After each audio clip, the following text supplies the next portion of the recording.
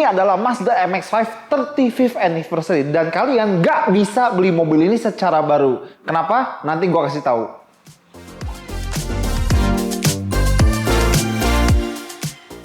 Ya, sekalian sebenarnya yang di samping kita adalah sebuah Mazda MX-5 facelift baru untuk tahun ini. Jadi kalau misalnya kalian lihat, sebenarnya kayak nggak ada bedanya ya. Ada, cuma kecil. Lampu depan beda, model pelek beda, di bagian dalam juga ada perbedaan kecil. Nanti kita bahas. Tapi intinya kita bahas edisi ini. Ini adalah edisi spesial untuk merayakan 35 tahun Mazda MX-5 dari tahun 90-an sampai sekarang. Ya, mobil ini udah selanggeng itu umurnya. Dan untuk edisi yang spesial ini, Mazda memberikan beberapa sentuhan berbeda. Contoh, sekarang MX-5 untuk edisi ini dia pakai warna spesial Artisan Red Metallic. Ini ada di warnanya Mazda 6 sama Mazda 6 yang 20th anniversary ya kalau nggak salah. Ini juga sama. Plus ada juga di Mazda CX-80 yang kemarin launching.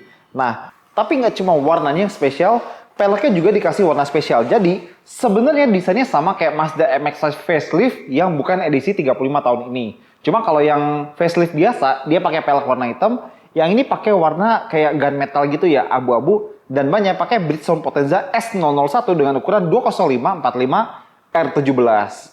Nah, kalau misalnya kita lihat lagi, di sini sebenarnya nggak ada perbedaan yang mencolok sama MX-5 RF yang biasa. Tapi untuk edisi ini tetap yang spek Indonesia cuma ada varian atap keras ya, RF, retractable fastback, dan cuma ada transmisi otomatis. Tapi kita tetap dapat mesin 2000 cc. Kita lihat sekarang. Ya, jadi Mazda MX-5 edisi 35 tahun ini tetap pakai mesin 2000 cc 4 silinder Skyactiv G non turbo.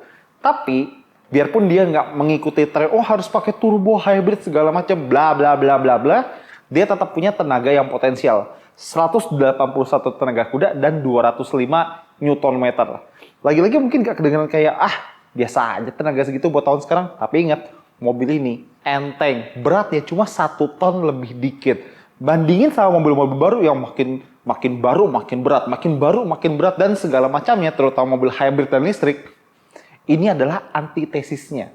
Ini mencolok di antara mobil-mobil baru yang makin gembrot, ini malah makin enteng. Bahkan dibanding generasi NC dahulunya, dia lebih enteng. Dan lihat, posisi mesinnya tuh benar-benar kayak sedikit di belakang roda depan. Kayak mungkin kayak Ferrari 12 cilindri gitu ya, atau mungkin ya beberapa mobil-mobil eksotis gitu ya. Jadi kayak agak-agak semi front mid engine. Sebenarnya pas sih, tapi ya udahlah ya. Dan seperti yang gue bilang, dia ada yang manual, ada yang otomatis. Tapi buat spek Indonesia cuma ada yang transmisi otomatis 6 kecepatan Skyactiv Drive. Kenapa nggak masukin yang manual? Terus yang baru di Mazda MX-5 RF edisi 35 tahun anniversary ini adalah sebenarnya buat MX-5 facelift ya. Dia udah pakai teknologi iLoop. Jadi singkatnya adalah kalau misalnya kita lagi ngerem atau idle gitu, dia bakal nampung energi-energi yang terbuang ke sebuah kapasitor yang kalau kita lihat stiker ini, diagram ini, kapasitornya ada di sekitar firewall. Mungkin di sekitar sebelah kanan atau kiri kali ya, pokoknya sekitar sini. Dan energi yang kesimpan di kapasitor ini itu bisa buat nyalain yang lain-lain. Misalnya kayak nyalain, ngalihin energinya buat ke lampu, ke musik, segala macam. Intinya energi listrik yang kekumpul di kapasitor bisa buat yang lain-lain dipakai nanti. Tapi sebenarnya ini bukan teknologi baru. Ini udah pernah dipakai di Mazda 6 yang Mazda 6 yang kemarin discontinue gitu ya. Itu udah pernah dipakai dan pengalaman gue pakai mobil itu, pakai Mazda 6 itu, pas masih baru sih oke, tapi giliran pas sudah usia biasanya ya ada, kalian tau lah. Seperti semua Mazda MX-5 RF yang ada di sini, edisi spesial ini pun pakai atap plat atau atap keras gitu ya.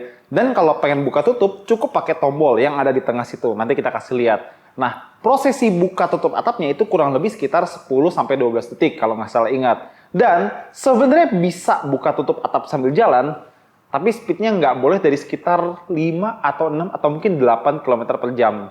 Artinya, kalau kita lagi bawa mobil ini, misalnya Sabtu pagi, Minggu pagi gitu, jalan-jalan, buka atap, terus tahu-tahu, gerimis gitu kan, kita harus minggir, antara berhenti atau jalan pelan banget, terus tekan tombolnya biar atapnya cepat nutup. Ya emang ini hal yang harus kita terima dengan Mazda MX-5 RF ini. Bayangin kalau misalnya pakai soft top gini kan tinggal set, selesai.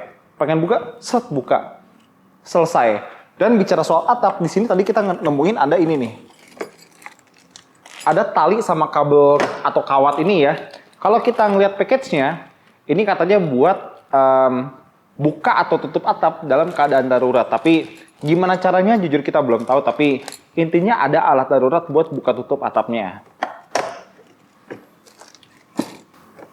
Di bagian belakang dia nggak banyak beda ya. Desain lampu kurang lebih sama. Antenanya sih lucu ya. Bikin mobil ini kelihatan kayak sebuah remote control. Dan gara-gara atapnya itu udah didesain biar pas dia nutup atau buka kayak gini, dia nggak makan ruang bagasi sama sekali. Dan itu bagus ya, karena mobil ini udah ukurannya kecil, penggerak roda belakang, jadi wajar kalau bagasinya emang terbatas. Tapi di sini ada toolkit, ada juga kayak apa, pompa ban gitu ya. Dan ya ini kayak satu koper bisa muat aja udah syukur nih. Dan tadi ini sebenarnya kita kosongin karena tadi di dalamnya ada car cover. Ini selimut buat nutupin mobil ya, tadi kita masukin. Ya, masuk. Harusnya sih muat ya, kain kok.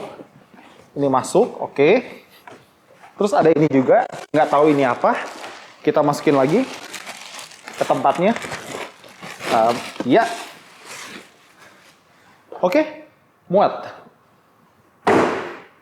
Oh iya, pembaruan lagi di Mazda MX-5 yang facelift ini adalah adanya kamera mundur. Tapi ini tengah banget ya, mungkin harusnya bisa diumpetin gitu ke dekat plat nomor atau gimana gitu, misalnya biar nggak terlalu mencolok. Nah, karena ini DC spesial, gimana pun juga harus ada pembeda dibanding sama yang biasanya. Ada plakat yang nandain kalau ini adalah edisi 35th anniversary di bagian luar. Tepatnya di fender kanan belakang, dekat side skirt. Jadi di bawah situ ada tulisan 35th anniversary dan serial numbernya. Dalam hal ini nomor 0007. Sekarang masuk ke dalam dan ya.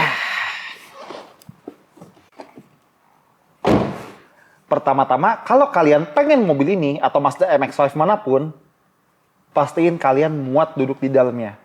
Kenapa gue bilang gitu? Ingat, ini mobil kecil jadi kabinnya pun terbatas. Kemarin, Grady naik Mazda MX-5 dan kepalanya nongol dari atapnya. Bahkan matanya tuh malah di pilar. Jadi sekalipun dia muat sebenarnya biarpun atapnya dibuka, dia nggak bisa nyetir karena masa nyetir begini ngeliatin pilar gitu kan. Kan nggak mungkin ya. Untungnya gue muat dan wah kalau posisi duduk mah Mazda gak usah ditanya. Kaki selonjor, ergonomi tubuh bagus, dan rasanya pengen buru-buru dikendarain. Jangan cuma diliatin doang. Dan sebenarnya MX-5 itu nggak punya pengatur ketinggian jok. Tapi mereka kasih solusi alternatif. Jadi kalau biasanya mobil-mobil lain, rel joknya itu lempeng, lurus ya. Dia miring ke atas. Jadi kalau misalnya kita majuin joknya, dia jadi agak tinggi. Kalau kita turunin, dia jadi agak rendah. Setir, tilt teleskopik. Udah dari generasi yang sebelum facelift. Tapi kalau misalnya awal banget yang 2016-2017, itu dia cuma bisa tilt doang, nggak bisa teleskopik. Takometer di tengah, speedometer kanan, dan di sebelah kiri itu layar MID-nya. Berlanjut lagi, yang spesial buat 35th anniversary ini adalah adanya emboss 35th anniversary di headrest. Kedua joknya ya, cuma dua sih joknya emang. Dan ada karpet dengan tulisan 35th anniversary di bagian bawah sini. Driver sama penumpang depan. Dan bicara soal driver, ini mungkin ada gundukan entah ini tangki oli atau mungkin tangki bensin atau gundukan transmisi gitu ya, gue nggak tahu pasti, tapi pokoknya ada gundukan di sebelah driver. Dan aksen AC-nya itu dikasih warna artisan red juga di kiri, tengah sama kanan, sebagaimana Dotrim yang ngikutin warna artisan red di bodinya.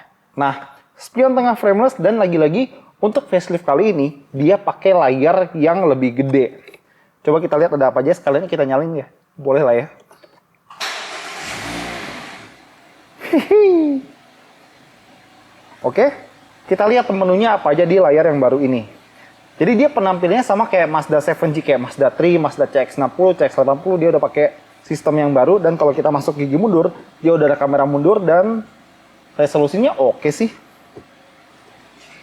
Jadi standar ya, dia ada Android Auto, Apple CarPlay, dan pastinya sistem suara dari Bose. Dan ngomong-ngomong soal sistem suara, gara-gara kabinnya terbatas, Mazda harus pintar tempat-tempatin barang yang mereka pengen jejelin di mobil ini. Contoh, di headrest, kanan sama kiri, itu ada lubang buat speaker. Jadi, kalau misalnya kita dengerin musik, itu suaranya kayak langsung deket banget ke telinga. Ya, ini trademark Mazda MX-5 generasi ND. Nah, dia ada penghangat jok, terus ini tombol buat nyala, bukan nyala, sorry. nutup sama buka atapnya. Ada di sebelah sini, ada 2 port USB-C tapi nggak ada wireless charger, dan transmisinya seperti gue bilang tadi cuma ada otomatis doang. Dan ada tombol sport di belakangnya, cuma buat transmisi. Dan ini tombol buat ngatur MCD connect-nya. Rem tangan manual, dengar suaranya.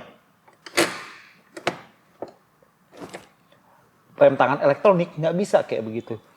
Ini ada kantong kecil lagi di sini dan cup holder, tapi yang satu ini bisa dipindah. Jadi kalau nggak pengen di sini ya, kita pindah.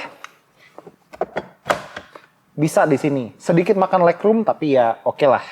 Terus ada laci kecil di, oh gue lupa, MX-5 itu nggak punya laci di sini. Baik lagi gara-gara mobil ini kecil, jadi Mazda harus sedikit kreatif buat untuk kantong-kantongnya. Makanya tadi ada kantong di sini, ini pengganti glove box-nya. Kecil sih, buat naruh dompet aja udah pas-pasan nih. Dompet, apa gitu kayak, dan ini bisa dikunci ya kalau misalnya pengen. Dan dia ada pedal shift. Udah lama terakhir gue sejak masuk ke MX-5.